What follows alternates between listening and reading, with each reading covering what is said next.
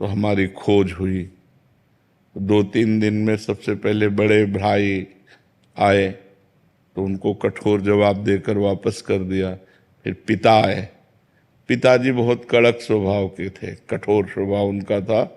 शासन बिल्कुल सत्य, धर्मात्मा, नंगे पैर हल जोतने वाले किसान, कभी जूता नहीं पहना, कभी सिले कपड़े नहीं पहने।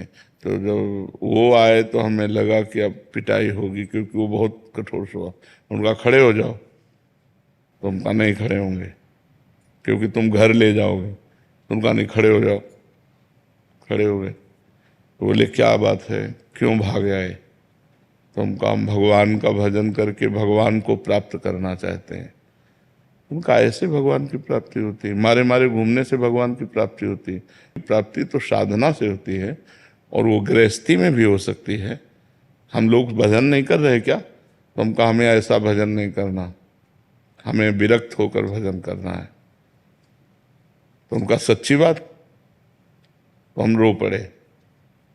एक तो भय उनका, और दूसरा कि हमें घर न ले जाएं, हमें भगवान की प्राप्ति करनी है। पूर्व जन्म का कुछ ऐसा था कि जो हमें भगवान की प्राप्ति करने का चस्का लगा। कोई हम दुख या किसी समस्या से थोड़ी निकले। 13 वर्ष के बालक को क्या दुख, 9th क्लास में पढ़ रहे थे। तो पिताजी ने ऐसे गले लगाया, राम राम राम। वो स्वयं भक्त थे।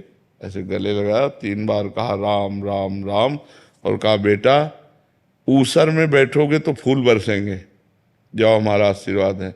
लेकिन जिंदगी में अगर हमने ये सुना कि किसी माई बहन की तरफ तुम्हारी गंदी दृष्टि हुई, नहीं, गृहस्थी में चलो और भजन करो, और अगर बाबा जी बनो तो जीवन में कभी ये शिकायत हमें न मिले। तो हमका वादा करते हैं कभी शिकायत नहीं मिलेगी। तो उनका चलो हमारे साथ। और उन्होंने पहले सदगुरुदेव भगवान जिन्होंने हमें वरण किया अपने शिष्य के रूप में, उनके पास ले गए। और सैमसी में रहते थे।